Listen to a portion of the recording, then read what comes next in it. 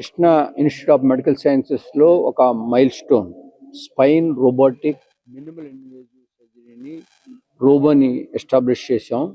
దీని వలన చాలామందికి స్పైన్ ప్రాబ్లమ్స్తో బాధపడుతున్న వాళ్ళందరూ కూడా రోబోటిక్ వలన ప్రెసిషన్లో కానీ క్వాలిటీలో కానీ ఎస్పెషలీ చిన్నపిల్లలు కూడా ఏదైతే స్కోలియోసిస్ ఎన్ని మనుషులు బెండి వంగి నడుస్తుంటారో వాళ్ళందరినీ కూడా ట్రీట్ చేసి మనకి ఈరోజు ఎంటైర్ బాడీకి మన యొక్క బాడీని కరెక్ట్గా పెట్టేది ఏది అంటే స్పైన్. అలాంటి స్పైన్లో కనుక డిఫార్మిటీస్ అనేవి కనుక ఉంటే ఆ డిఫార్మిటీస్ వల్ల లైఫ్ లాంగ్ మనం క్రిపుల్గా ఉంటాము.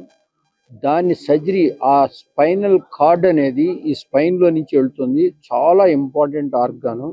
ఎందుకంటే ఆ స్పైనల్ కార్డ్ డ్యామేజ్ అయితే దాంట్లో మనకు పెరాలిసిస్ కానీ లేకపోతే మన కాలు కుంటుగా నడవటం కానీ ఎలాంటి ఇన్ని సంభవిస్తుంది.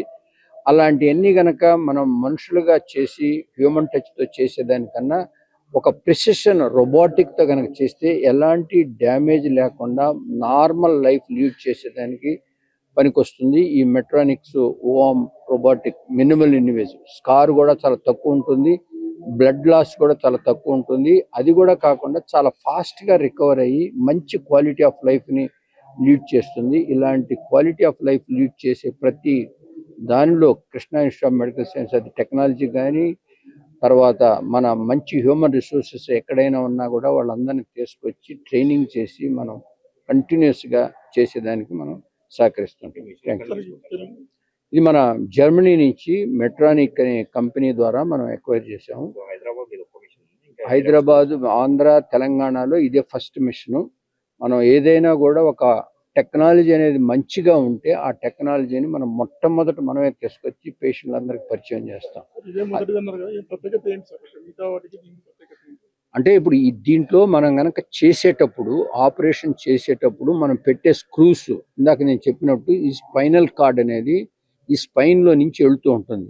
అది ఏమాత్రం స్క్రూ కనుక ఆ స్పైనల్ కార్డ్ కంటే ఆ నర్వ్ని కనుక డ్యామేజ్ చేసిందంటే టోటల్గా కాలు కానీ ఏదైనా పెరాలసిస్ వచ్చేదానికి ఆస్కారం ఉంటుంది. అలాంటిది మనం సర్జరీ చేసేటప్పుడే సిటీ స్కాన్ లాగా ఈ రోబోలో ఉంటుంది. ఆ సిటీ స్కాన్ మనం చెక్ చేసి కరెక్ట్గా స్క్రూ వెళ్తుందా లేదా అనేది మనం తెలుసుకోవచ్చు.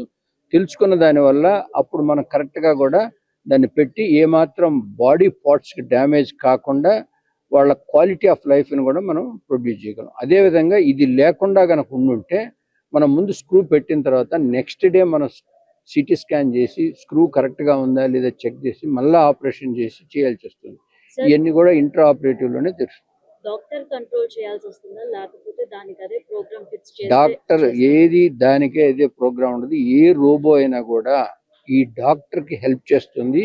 అదేవిధంగా ఆ రోబో సహాయంతో డాక్టర్ అనే అతను మనిషిగా అంటే మనం ఇండివిజువల్గా చేసేదానికన్నా రోబోట్ హెల్ప్ తీసుకొని చేస్తే ప్రెసిషన్ అనేది బాగా వస్తుంది. అయితే రోబోట్ సర్జరీ కన్నా ట్రెడిషనల్ సర్జరీ కన్నా ఏది తొందరగా బయటకు వస్తారంటారు ఆ పెయిన్ నుంచి? కానీ మన ట్రెడిషనల్ సర్జరీ కన్నా రోబోతో చేసినప్పుడు చాలా ఫాస్ట్గా రికవరీ ఉంటుంది.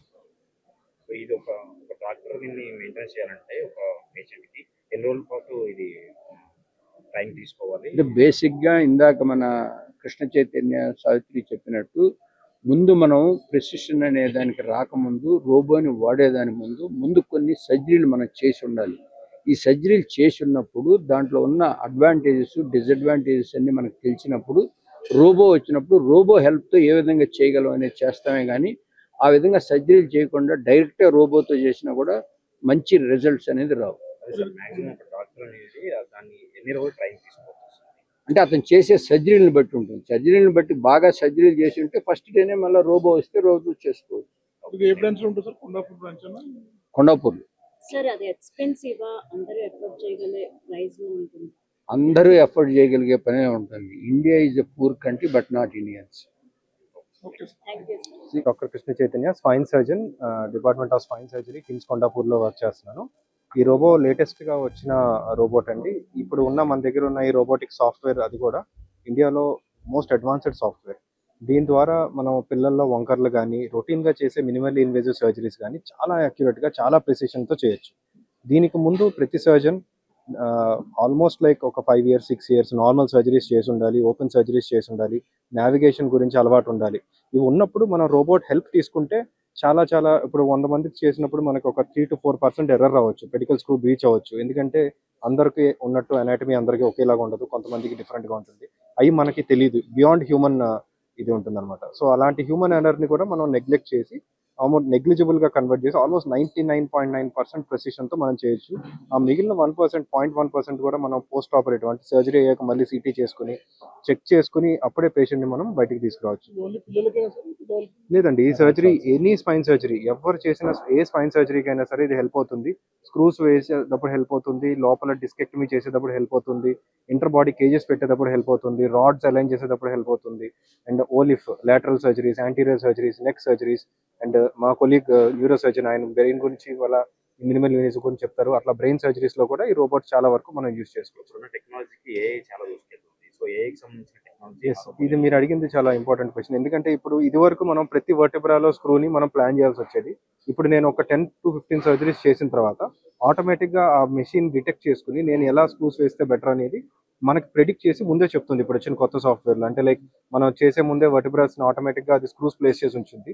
సో దాన్ని మనం కొంచెం కరెక్షన్స్ చేసుకోవచ్చు. ఓకే, ఇది ఇట్లా. So every day it starts learning. So ప్రతిరోజు రోబోట్ కూడా అప్గ్రేడ్ అవుతూ ఉంటుంది. అండ్ ఇంకా ఫ్యూచర్లో కూడా ఇట్లా ఆర్టిఫిషియల్ ఇంటెలిజెన్స్ ఇంటిగ్రేట్ చేసి ఇంకా చాలా అడ్వాంటేజెస్ వచ్చే అవకాశాలు కూడా ఉన్నాయని అనిపిస్తాం. What about the recovery rate? దీనివల్ల రికవరీ రేట్ ఏ విధంగా ఉంటుంది?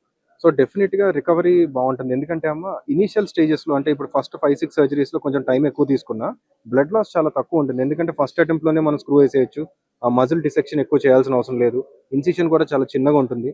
కాబట్టి డెఫినెట్ గా ఇన్సిషన్ చిన్నగా ఉండి బ్లడ్ లాస్ తక్కువ ఉన్నప్పుడు పేషెంట్ కొంచెం ఫాస్ట్ గా రికవర్ అవుతారు. రికవరీ కన్నా ఎక్కువ కాంప్లికేషన్స్ చాలా తక్కువ ఉంటాయి.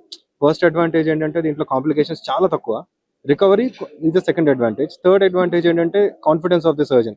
అంటే సర్జన్ చాలా కాన్ఫిడెంట్ గా చేయొచ్చు. ఇప్పుడు కొన్ని క్రిటికల్ డిఫార్మిటీస్ లో ఇది వరకు మేము చాలా టెన్షన్ పడేవాళ్ళం. అంటే ఇప్పుడు ఈ పేషెంట్ కి ఈ చిన్న దాంట్లో మనం స్క్రూ వేయాలి, వేయగలమా లేదా, ఆ స్క్రూ మనం వేయలేకపోతే మళ్ళీ దాన్ని డిఫార్మిటీ కరెక్ట్ చేయగలమా లేదా, లేదు వేసేటప్పుడు ఏమైనా నరం డ్యామేజ్ అవుతుందా, ఈ డౌట్స్ అన్ని ఉంటాయి. ఇప్పుడు ఈ డౌట్స్ అన్నిటికీ ఆన్సర్ రోబోట్ అని క్లియర్ గా తెలిసిపోతుంది మనకి. ఎందుకంటే విత్ ద మినిమల్ ఎక్స్పీరియన్స్ ఒక 30 to 40 కేసెస్ చేసాం మేము ఇద్దరం కలిసి.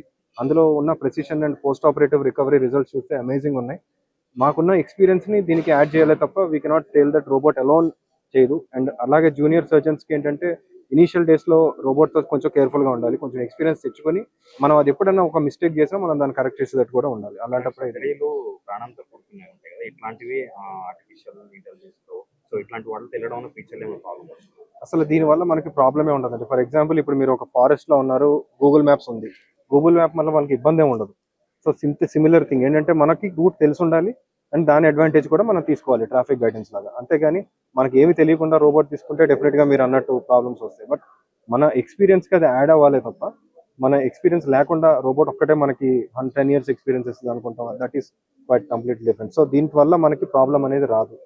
సో మనకి ఫ్యూచర్ లో కూడా almost most of the hospitals will acquire it. The only thing is learning curve and ఎట్లా యూజ్ చేయాలనేది కరెక్ట్ గా తెలుసుకుని ఉండాలంటే. చాలా మంది సర్జరీ అంటేనే భయపడతారు, ఇప్పుడు రోబోటిక్ సర్జరీ వచ్చింది, సో దాని గురించి భయపడే వాళ్ళకి మీరేం చెప్తారు? సో రోబోటిక్ సర్జరీ అంటే సర్జనే చేస్తారు, సర్జనే చూసుకుంటారు, everything will be done by the surgeon. But మనం చేసే ఎర్రర్స్ ఏదైతే మనకి లెంత్ తెలియకపోవచ్చు, కళ్ళతో చూస్తే యాంగిల్ తెలియకపోవచ్చు అండ్ డెప్త్ తెలియకపోవచ్చు, నర్వ్ ఎక్కడ ఉందో లోపల బియాండ్ బోన్ కింద ఉన్నాయి మన ఎక్స్రేస్ యూస్ చేస్తే కానీ చూడలేకపోవచ్చు. ఇలాంటి వాటిల్లో మనకు అది యూజ్ అవుతుంది. అంతేగాని అది వచ్చి మనకి సర్జరీ ఏం చేయదు. Okay, and doctor Savith neuro surgeon sir will answer other questions. Important thing is that the robot is a assistant. It is not doing the surgery అన్నమాట. రోబోట్ సర్జరీ చేయట్లేదు, రోబోట్ మన సర్జరీ అక్యురసీ ఇంక్రీజ్ చేస్తుంది. So that is very important. Most people think robot surgery అంటే ఒక robot వచ్చి surgery చేస్తుందని, అలా కాదు. So robot is a safety. ఇప్పుడు రోబోటిక్ గాల్ బ్లాడర్ తీస్తారు, దానిలో రికవరీ ఫాస్టర్ ఉంటుంది, ప్రెసిషన్ ఎక్కువ ఉంటుంది. So it's the same thing with us. So మన ఇన్సిజన్ స్మాలర్ ఉంటాయి, పేషెంట్ రికవర్ ఫాస్టర్. ఇప్పుడు ఈ కాంప్లెక్స్ సర్జరీస్ అన్ని ఇప్పుడు 24-48 hours లోపల వీఆర్ ఏబుల్ టు డిశ్చార్జ్ అనమాట. Patients are walking the next day of surgery. ఇప్పుడు ఇది రోబోట్ వచ్చే ముందు లేకపోతే మినిమల్ ఇన్వేజివ్ సర్జరీ వచ్చే ముందు 3-4 days పెద్ద స్పైన్ సర్జరీ అయిన తర్వాత నొప్పి ఉంది, నడవడానికి ఇబ్బంది ఉంది, అవన్నీ ఉంటాయి. ఇప్పుడు we are able to mobilize the patient the next morning, right? So recovery is faster, hospital stay is shorter, screw precision, screw accuracy is 99.9%, and చేతన చెప్పినట్టు పేషెంట్ అనస్థిజియా నుంచి బయటకు వచ్చే ముందు మేము ఇంకొకసారి సిటీ స్కాన్ చేసి సర్జరీ లోపలే అనస్థిజియా లోపల ఒక సిటీ స్కాన్ చేసి అవును మన స్క్రూస్ ఎక్కడ మేము పెట్టాలో అక్కడ ప్రెసిషన్గా 100% అక్కడే ఉన్నాయి ఆ కన్ఫర్మేషన్ ఆ కాన్ఫిడెన్స్తో పాటు మేము బయటకు రావచ్చు. So resurgery rates, screw slippage, screw బయటకు రావడం, స్క్రూ మ్యాల్ పొజిషన్ ఉండడం అవన్నీ రేట్స్ తగ్గిపోతాయి. ఇఫ్ ఏదన్నా టెక్నికల్ ఇష్యూ వస్తే సర్జరీ చేసే టైంలో ఎలా హ్యాండిల్ చేస్తారు? అందుకే ఎక్స్పీరియన్స్ ఉండాలి. సో మేము open surgeries, minimally surgeries, xray చూసి సర్జరీ చేసేలో ఎక్స్పర్ట్స్ ఉన్నాం. Both of us have been at least 10-15 years experience ఉంది. సో ఎవ్రీ పాయింట్లో రోబోటిక్ సర్జరీలో మేము కన్ఫర్మ్ చేయాలి రోబోట్ సరిగా పనిచేస్తుంది. It is a machine at the end of the day, right? మన automatic cars, GPS, Google maps ఎప్పుడన్నా రాంగ్ అవ్వచ్చు. మనకు రూట్ ఏదో ప్రాబ్లం ఉంది మనకు తెలవాలి, అది ఎక్స్పీరియన్స్తోనే వస్తుంది. So we are not saying that anybody can do this surgery అన్నమాట. You have to have experience. With that experience, this makes it safer. That is the thing. Thank you.